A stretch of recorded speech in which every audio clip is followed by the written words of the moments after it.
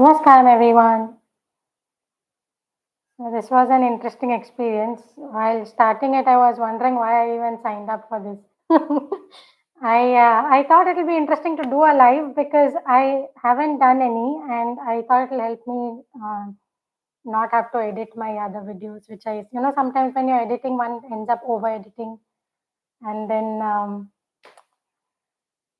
what is this?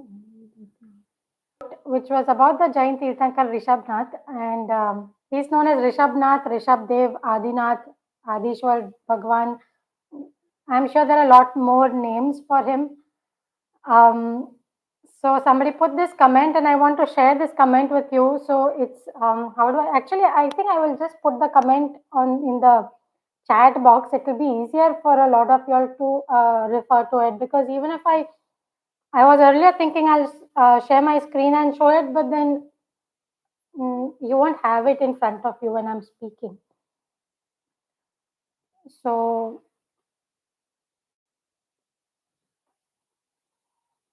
one second, I will just paste it in the comment box.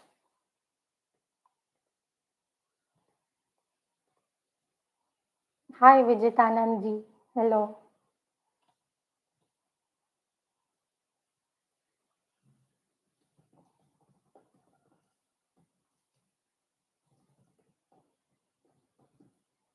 I didn't even tell this person who put the comment that I'm doing this live. It is, what can I tell? It was just completely impromptu. I decided to go ahead and do it.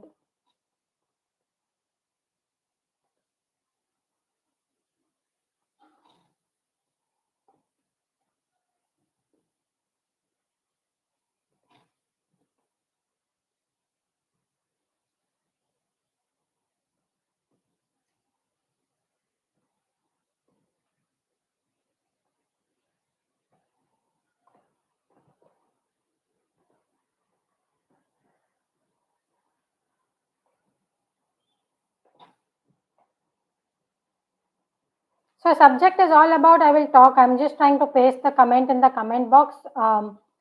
Yeah, so I have now pasted the comment in the comment box. Whoever wants to refer to it, they can.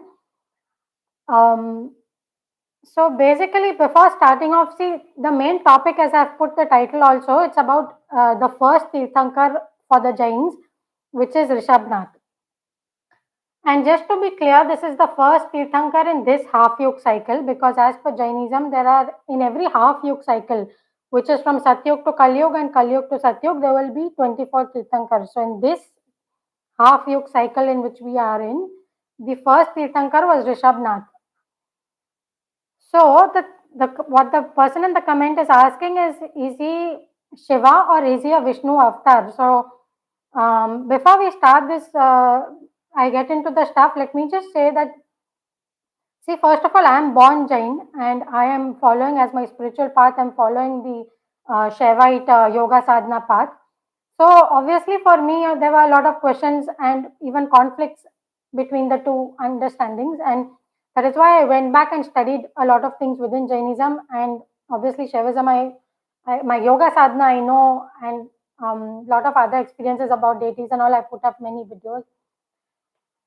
One of the After many years of kind of muddling around the whole differences between Jainism and Shaivism and also Hinduism, I kind of came to this conclusion that it is okay if the two are different.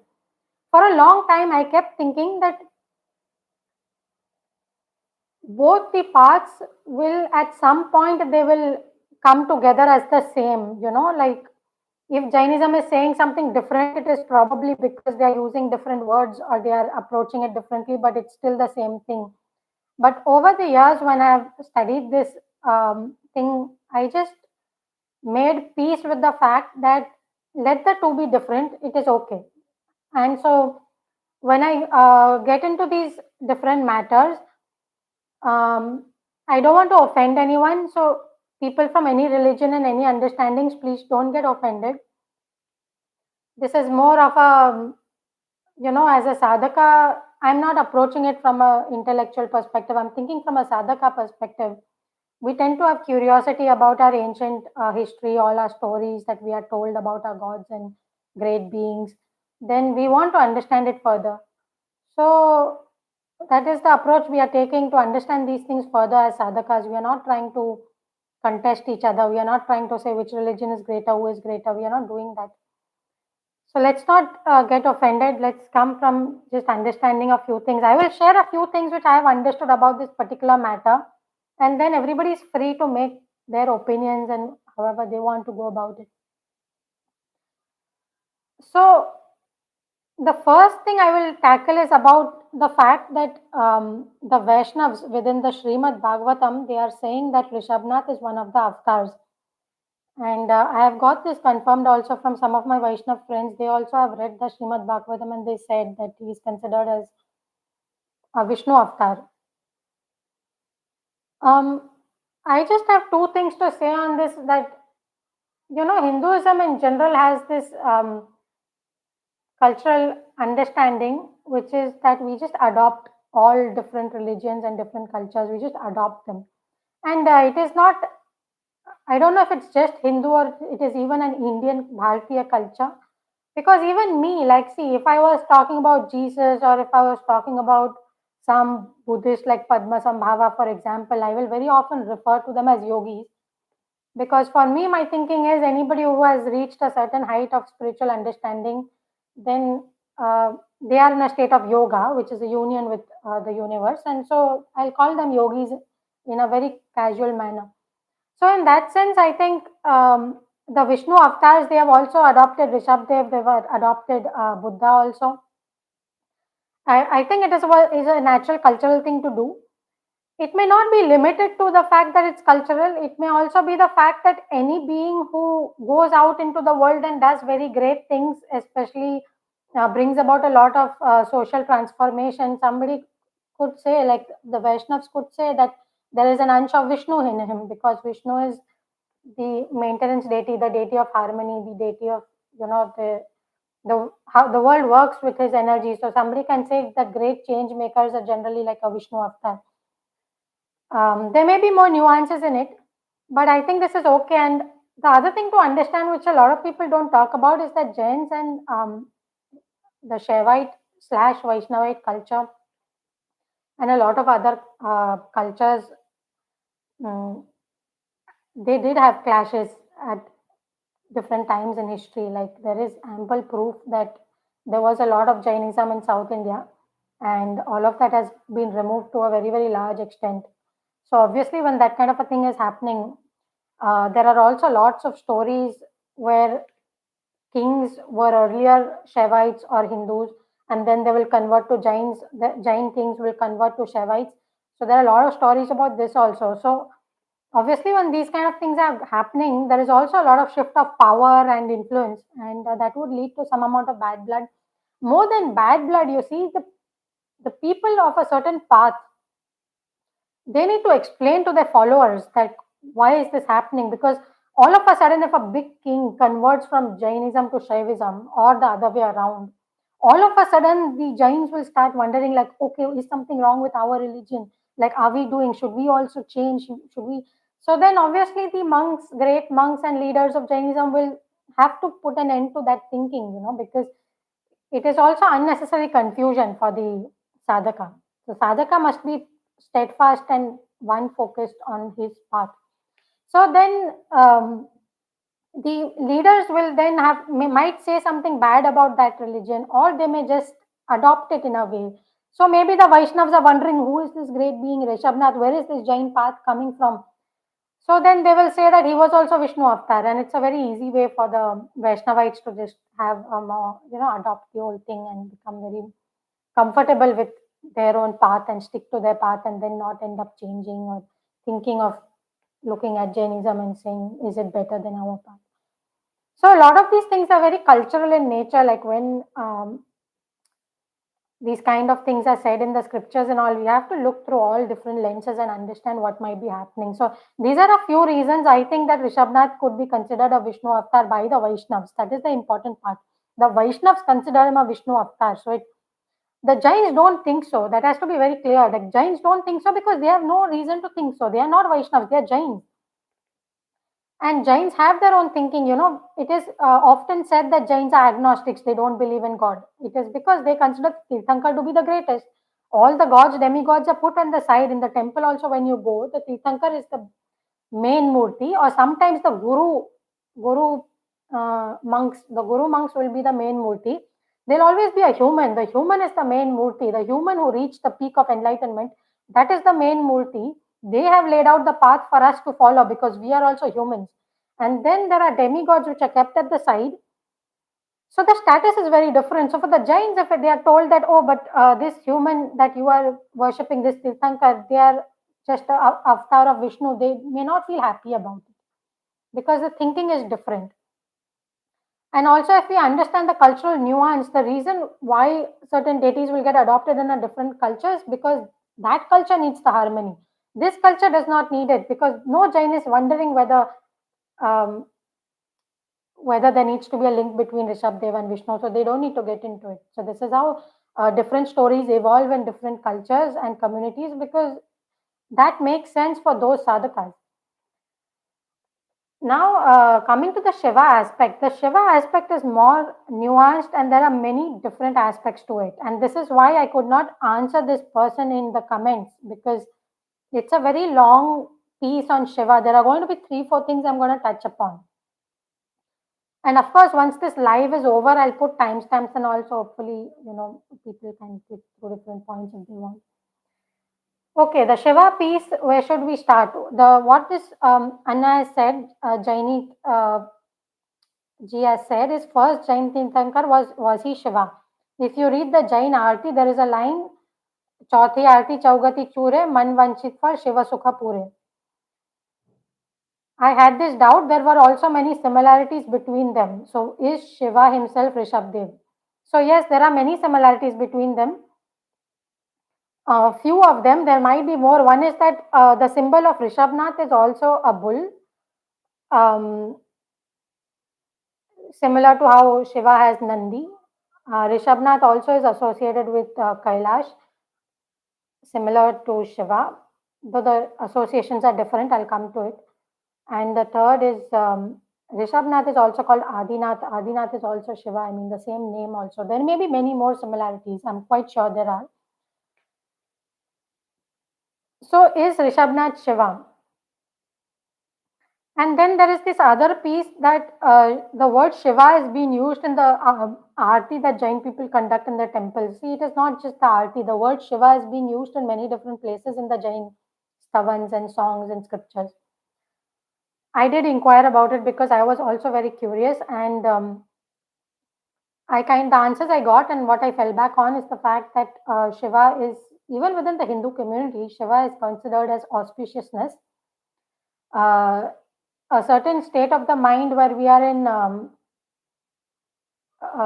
a very pure, auspicious state, a very blissful state, then that state is called Shiva. Auspicious consciousness, one person referred to it as auspicious consciousness, then it is referred to as Shiva. Recently, I attended a Nath Aarti. It was a Aarti in a Nath Sampradaya. Interestingly, at the end of it, there was a little bit of a discourse within that Aarti, and at the end of it, that person said that what distinguishes a person who lived his life as an agnani versus the person who lived his life as a gnani, or that person reached a state of some gnan. What is the difference is that the person who reached gnan is aware of the Shiva tattva within themselves. So there is a state of Shiva or tattva of Shiva within ourselves. If we come in touch with it, we are considered gnanis. Similar, the Dada Bhagwan Foundation, who is a spiritual foundation based on Jainism, they consider Shiva to be the state of pure soul. So you see, it's a very similar theme across different sampradayas, different belief systems, different communities of Sanatan Dharma. There are different understandings of Shiva. So the word Shiva is, it has a lot of implications, and so in Jainism it is also used and it is also understood similarly, and that is why any being would have Shiva in them, and so a Tirthankar can be said to be in a state of Shiva or Shiva Sukh or something like that. Um, However, with Rishabnath himself, there are other similarities. As I mentioned, the symbol of Nandi, the bull, and all that. So let me get into the story of Rishabnath a little bit, because I will share what I feel about the matter, and then everyone is free to make their. There is a book in Jainism called Three Sashti Shalaka Purush, which means 63 great beings. Uh, of these 63 great beings are the 24 Tirthankars. And the life history of each of the Tirthankar is given in this book. So the first one, Rishabnath, it is called Adicharitra, which means the life story of Rishabnath. Something very interesting happens with Rishabnath, which is that because he was the first Tirthankar, the way it is said is that as the yugas change, because there was Satyug, the human life was very different, and then it moved to Tretyug and so on. Human life kept changing in very, very significant ways. In Jainism, the Satyug Kalyug is not seen in those yug forms. They have different understanding. They'll call it something like Susham, Susham, Susham, Dusham, like that. I won't go into that, it will become too long. What I'll say is the time when Rishabdev was born, that time the world was in some form of a Satyug. And so the social life was very different. For example, there was no need for fire. So fire was not used by humans. What they will do is they will just pluck some berries of the trees and they will eat it, and that's enough sustenance for themselves. They barely had to eat also. The human bodies were also considered to be much, much taller. The trees were much, much taller, and they would just pluck the fruit, eat it, because the hand also reached them. As the times changed and they became a little bit, the human system became weaker and the ecosystem also became different. Fire was found, and then they were like, what do we do with the fire? And such changes started happening. The whole life started changing, and Rishabnath was the one who became the leader over there. He said that, okay, now we are not able to digest these tree fruits by himself, and we are not also able to reach it all the time. So we need to use fire to cook some of this and then eat it, because only then it will get digested. And this is just one small example in terms of the cooking process, but in terms of everything, like earlier they didn't have marriages and stuff like that. The first marriage, they will say, is by Rishabnath. His own marriage was the first one. He was the trendsetter. He showed how we need to live now that the time has changed. And this is a huge parallel with Shiva, the Hindu god Shiva, because same thing is being said, like when they talk about the Sati, Adi Shakti taking the birth as Sati, she growing up, and then as a human lady, she has vied for Shiva as her husband. She found Shiva husband, and but that did end well. And then there were finally Parvati came, and then finally Shiva and Parvati married, and it is said, right, they set up they showed the world how all of this will happen. And from there, a lot of art, culture, all those things also have come, that is being said, at least in certain understandings. So in that sense, there is a parallel happening here.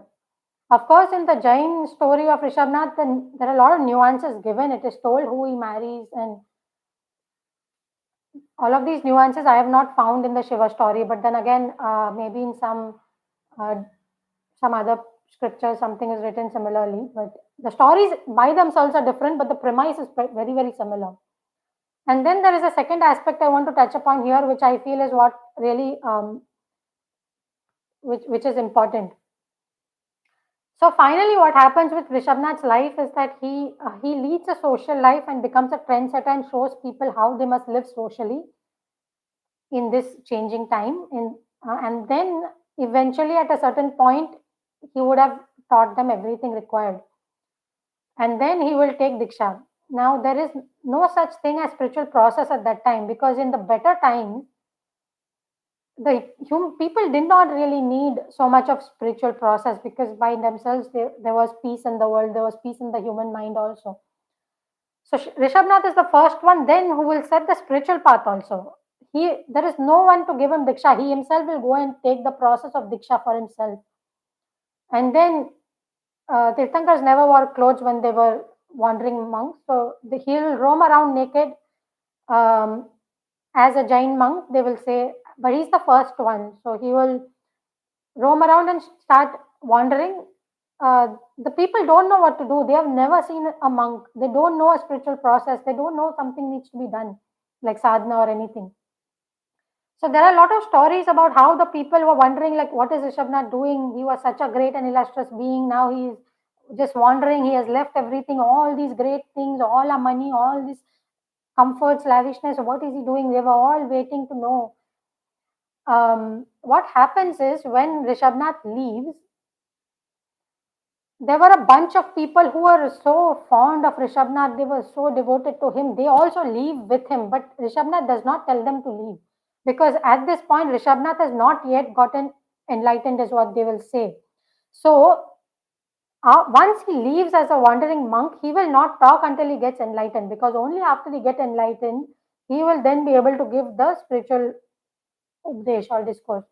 So, then he will just keep wandering in silence. That is what they say, and he does his own sadhana.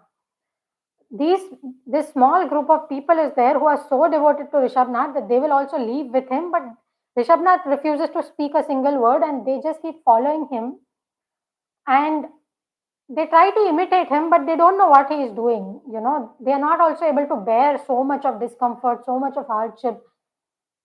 So then eventually, after many years of following him, they eventually leave him and they come to some kind of a jungle near the river and they just decided to stay there.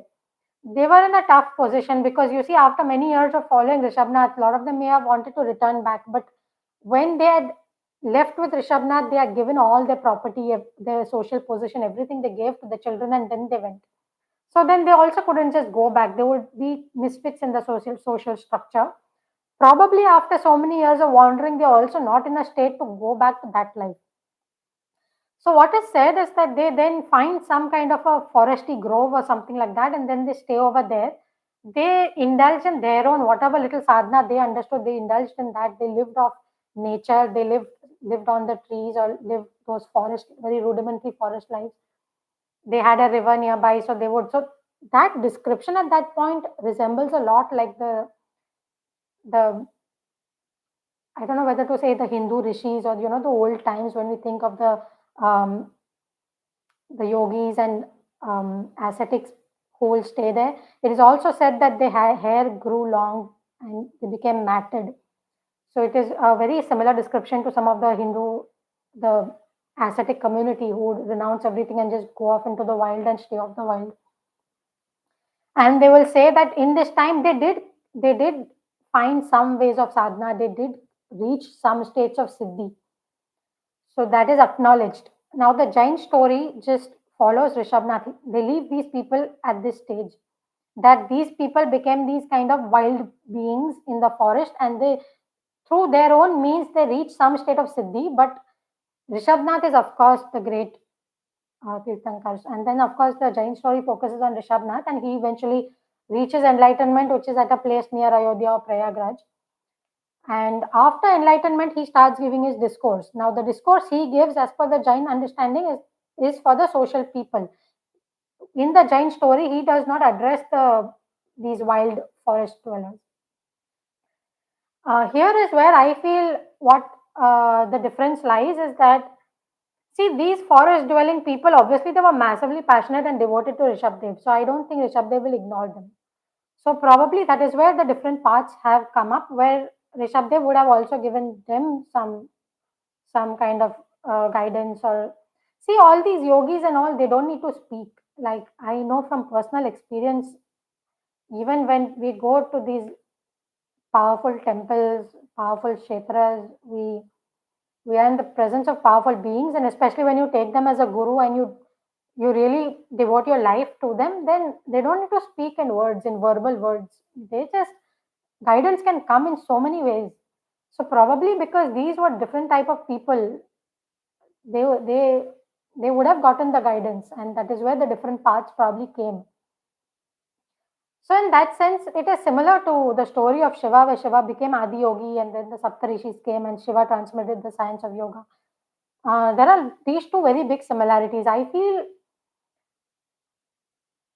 this piece of where the Jain story completely ignores those wild people is where the difference in stories come, because you see, Hindus have a lot of stories about Rishabnath, because during the Mauni Amavasya and the Kumbh Mela, for example, they all celebrate Mauni Amavasya as a great time because Rishabnath broke his silence and he took a dip in the river. As per Jains, Rishabnath did go through a great period of silence. He got enlightened. He will never go into the river because Jains don't go into the river. They consider water as life. So I just think that's where the differences have happened, because those wild beings had a different experience of Rishabnath, and they then um, reached their own states of being. And yeah, this is my answer. So the person was saying, like, is Rishabnath and Shiva the same? I don't know. Like Shiva, when we consider it as the pure soul, yeah, we can think of all great beings to be in that state of pure soul. And for all of us people, we also have the pure soul within us, and we will be in touch with it eventually, or even now we may be touching it a little bit and kind of coming back. So um, the stories have a lot of similarities. They do have a lot of similarities, and yeah, I mean, considering that over time, cultural differences and cultural tensions will lead to a lot of tweaking in these stories. Um, yeah, I think there is definitely good. Uh, there is a good reason to ponder on whether on the various similarities of Rishabnath's story and Shiva's Hindu Shiva story. I think, yeah, that's about it. Let me just check because I have some points if I have to say anything.